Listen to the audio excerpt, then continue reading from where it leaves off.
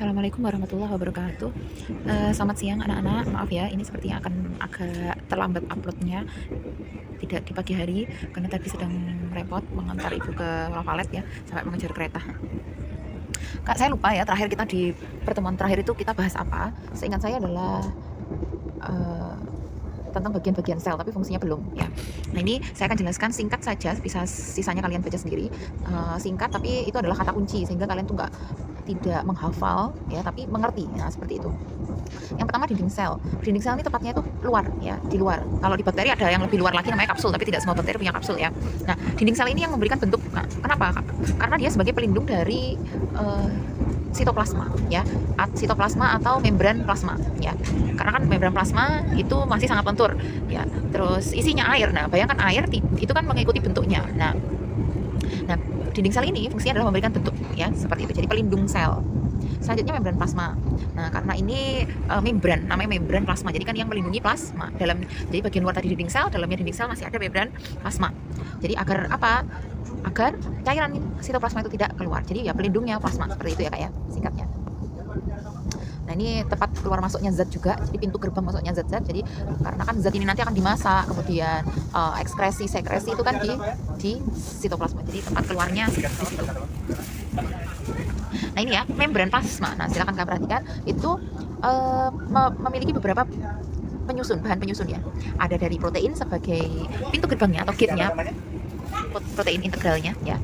Kemudian membran plasma ini terbuat dari lemak. Nah, uniknya lemak ini kalian tahu kan bentuknya itu adalah, sebentar,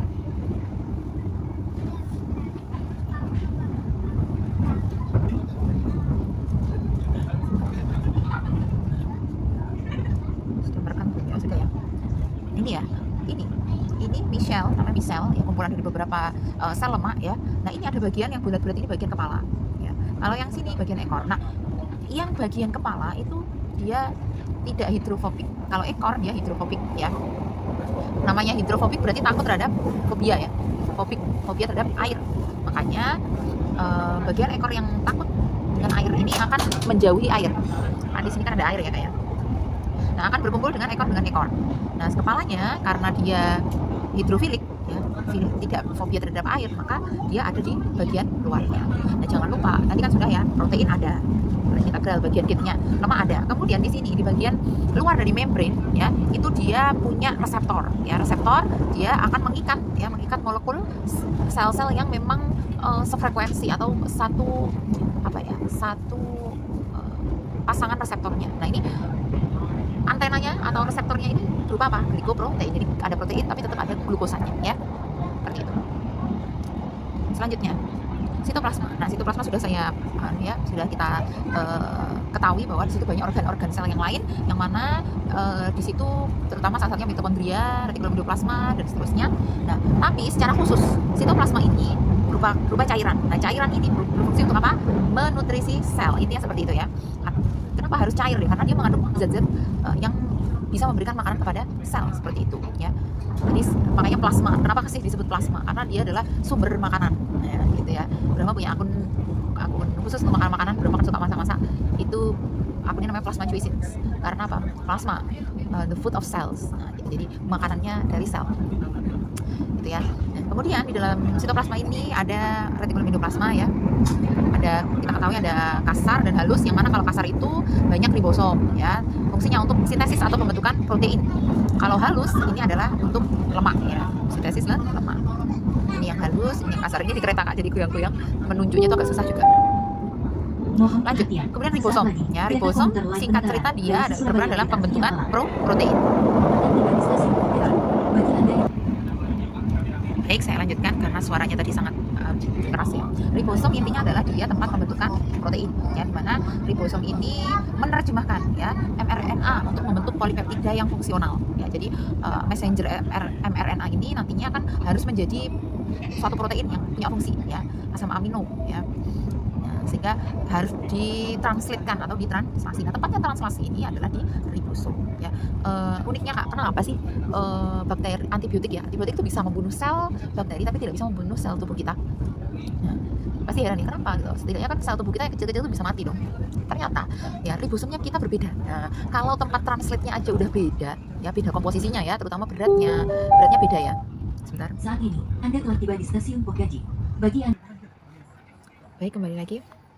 Ya, jadi komposisinya sudah berbeda ya. Dipercaya bahwa kalau bakteri itu ribosomnya 70 G, kalau kita 80 G. Apa itu berat ribosomnya? Nah, beratnya berbeda, berarti komposisinya juga berbeda. Seperti itu. Makanya ketika ada antibiotik kita tidak apa-apa selnya, karena memang tidak sefrekuensi, tidak sejenis dengan apa yang dimaksudkan oleh zat-zat yang ada pada antibiotik tersebut.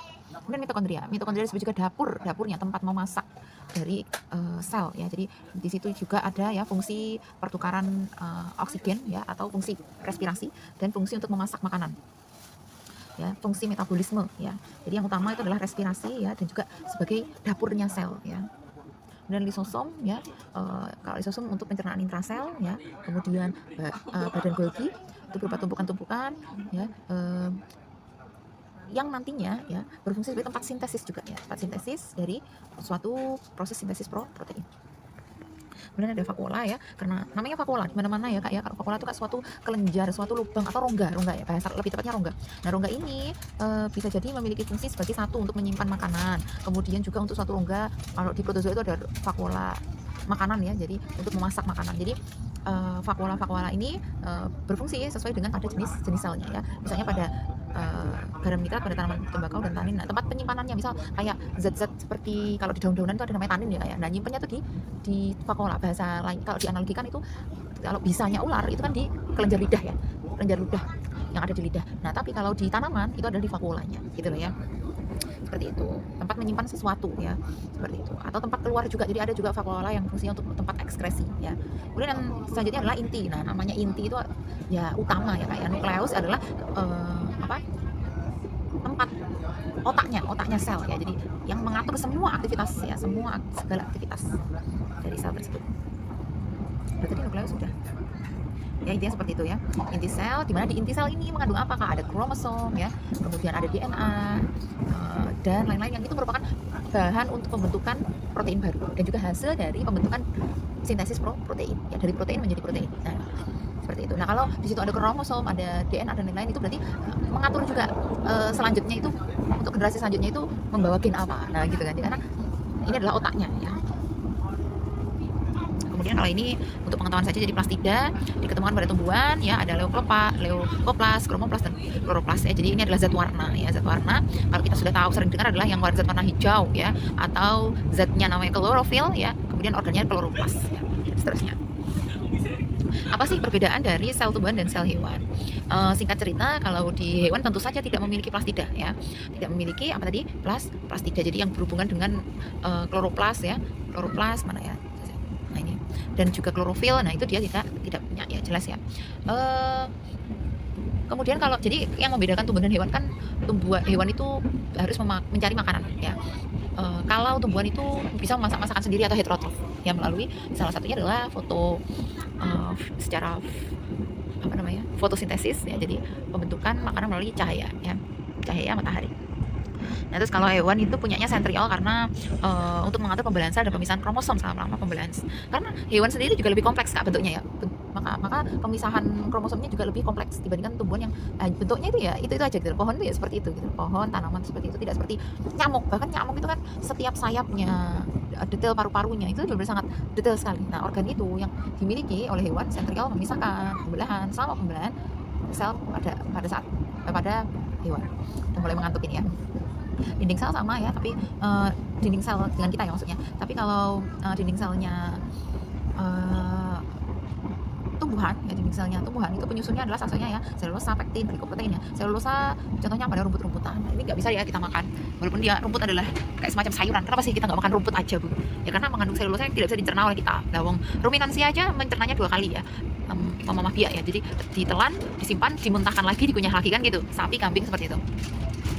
Dan vakuola yang nggak punya adalah yang punya semua, tapi yang ada besar dan kecil ya, karena semakin banyak kan tumbuhan itu kan, kenapa sih banyak khasiatnya seperti antioksidan, terus kemudian zat-zat banyak sekali ya, kayak tanin, terus tein, kafein. Nah, zat-zat seperti itu loh yang ada kan hanya pada makanan.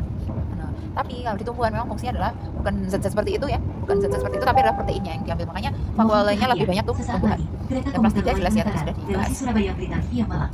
Nah, ini perbedaannya ya Akan sudah tiba kita di pernah stasiun bahas ya Kesamben. Bagi kemarin Anda yang bagian-bagian ingin mengakhiri selnya. perjalanan di stasiun Kesamben, kami Nah, persilahkan silakan untuk ini mempersiapkan diri. kira-kira apa Periksa ya dan nomor teliti 1 kembali ini kan barang sudah ya bawaan kayaknya Anda. sudah. Jangan sampai ada yang Nah, ini tertukar tugas atau untuk kalian tertinggal. semua ya. Terima Ini kasih adalah atas proses kepercayaan pembelaan Anda sel. telah menggunakan jasa Sebentar ya, layanan kereta sebentar. komuter Indonesia. Sampai jumpa pada perjalanan berikutnya.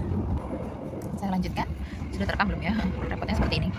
Nah, lanjut ya. Nah, ini ya, Kak, kenapa sih jari kita tuh bisa terbentuk seperti jari? Kenapa hidung kita bisa terbentuk seperti hidung? Ada yang mancung, ada yang enggak. Karena itu adalah juga bagian dari proses mitosis dan meiosis, ya Kak ya. Jadi awalnya dulu tangan kita tuh jadi satu, Kak, jari kita tuh. Jadi satu, kemudian membelah akhirnya terpisah-pisah. Makanya ada kasus di mana tangannya itu tidak bisa membelah dengan sempurna sehingga gandeng ya, gandeng jarinya seperti itu. Coba kalian kerjakan tugasnya, yaitu tentang mitosis dan meiosis. Ya, apa itu mitosis, apa itu meiosis, dan apa perbedaannya? Contohnya terjadi pada apa? Saat ini, Ya. Anda telah tiba di stasiun Kesamben. Bagi Anda yang ingin mengakhiri perjalanan di stasiun Kesamben, kami persilahkan untuk turun. Hati-hati saat melangkah turun dari kereta. Terima kasih atas kepercayaan Anda telah menggunakan jasa layanan kereta komuter Indonesia. Sampai jumpa pada perjalanan berikutnya. Nah, ini ya tugasnya ya. Aduh. Nah, tadi coba di play lagi nanti ya. Pokoknya proses, definisi proses dan contohnya pada proses apa, seperti itu. Selanjutnya ini sekilas aja ya mungkin ya, sekilas. Ini sudah berapa menit?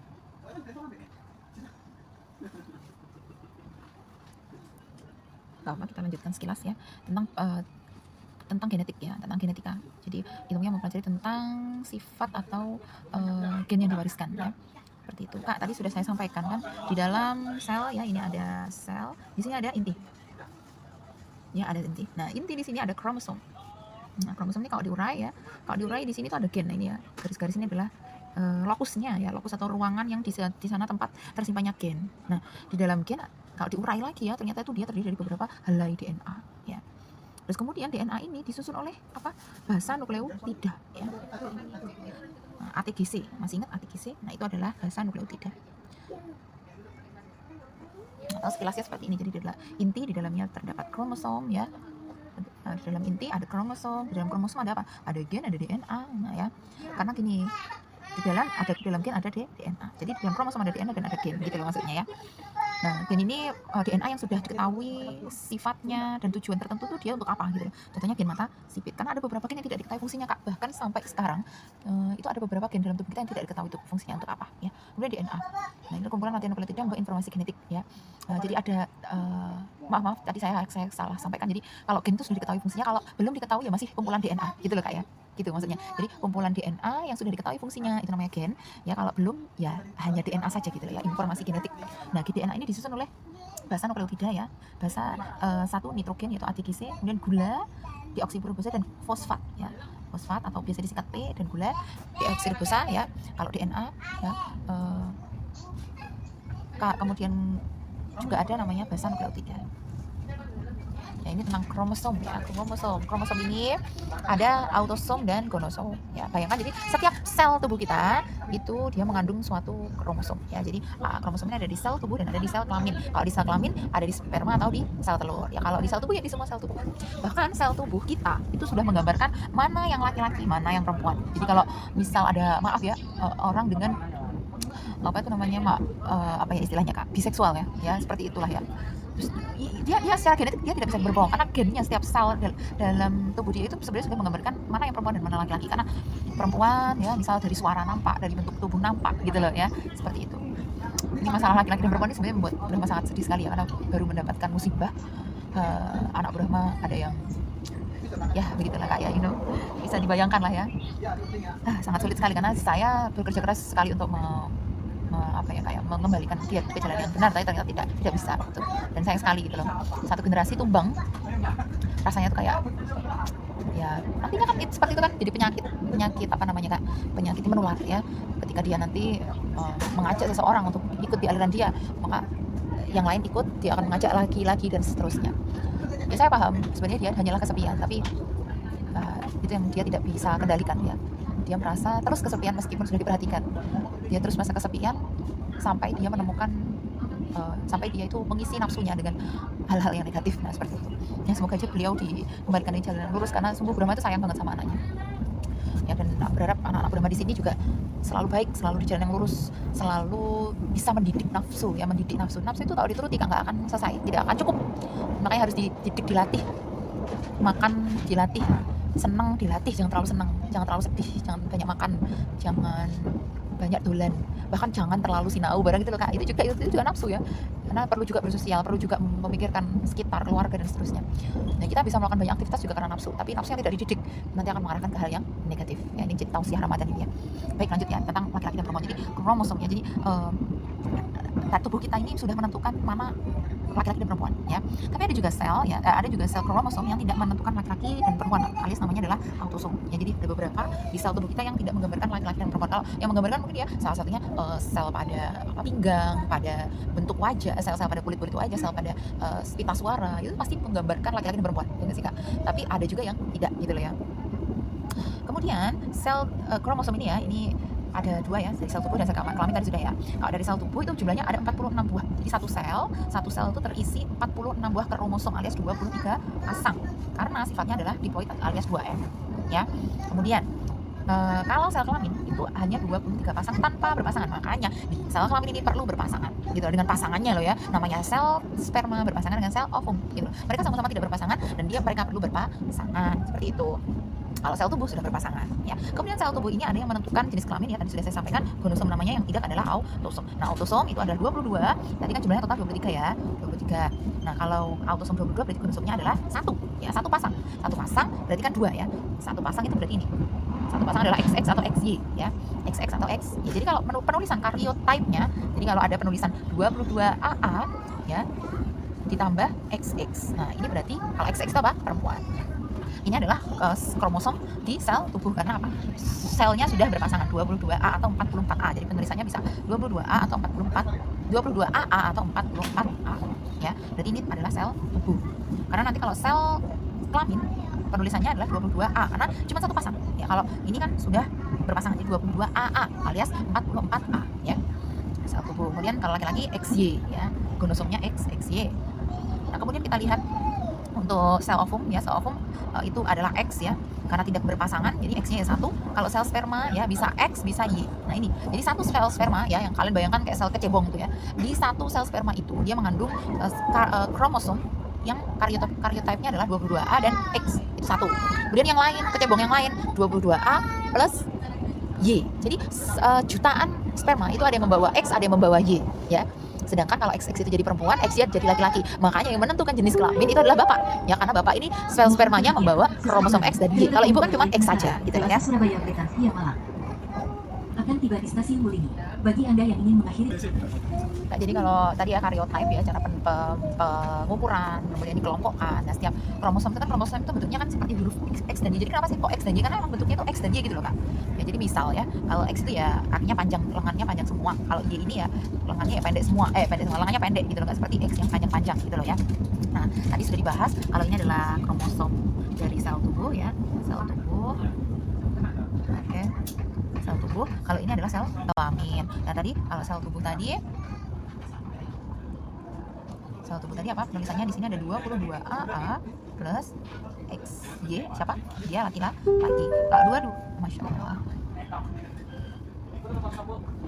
Kemudian 22, ini ya ada 22 ini AA plus XX, dia adalah ibu atau si perempuan. Kemudian kalau yang ini kan semua berpasangan ya Kak ya, berpasangan semua, bergandengan semua. Nah, kalau ini sel kelamin dia sendiri semua ya, dari urutan nomor 1 sampai 22 itu dia sendiri. Makanya dia perlu berpasangan. Sel sperma ya kalau tidak X ya Y, kalau sel ovum adalah hanyalah X. Yang nomor 23 itu adalah X. Terima kasih atas kepercayaan Anda telah menggunakan jasa layanan kereta komuter Indonesia. Sampai jumpa pada perjalanan berikutnya. Ini besok aja ya Kak ya. Sepertinya nanti kalian juga biar lebih mudah dalam belajar. Post testnya tadi sudah ya. Silahkan dikirim di silahkan dikirim di kolom komentar ya. Jadi saya tidak mau kopas ya, meskipun kelihatan kan di kolom komentar tuh, oh jawabannya gini-gini, tapi saya akan lihat, oh mana yang benar-benar dia itu menjelaskan dengan bahwa dia itu tahu, sama mana yang kopas ya, seperti itu ya. Sebenarnya pengen saya pisah ya, mana yang prinsip, mana yang contoh, mana yang mana yang alurnya ya, atau seperti itu saja ya. Jadi gini aja, di absen 1 itu tentang definisi, absen 1, absen 2 tentang proses, absen 3 tentang contoh. Ini absen 4 mana Bu? Absen 4 ya, ini 4, 5, 6, absen 7 ya, 7, 8, 9, dan 10, 11, 12, kembali lagi 13, 14, 15, 16, 17, 18, 19, 20, 21, terus saja ya. Jadi seperti itu ya. Demikian tadi saya akhiri, saya tunggu prosesnya. Wassalamualaikum warahmatullahi wabarakatuh.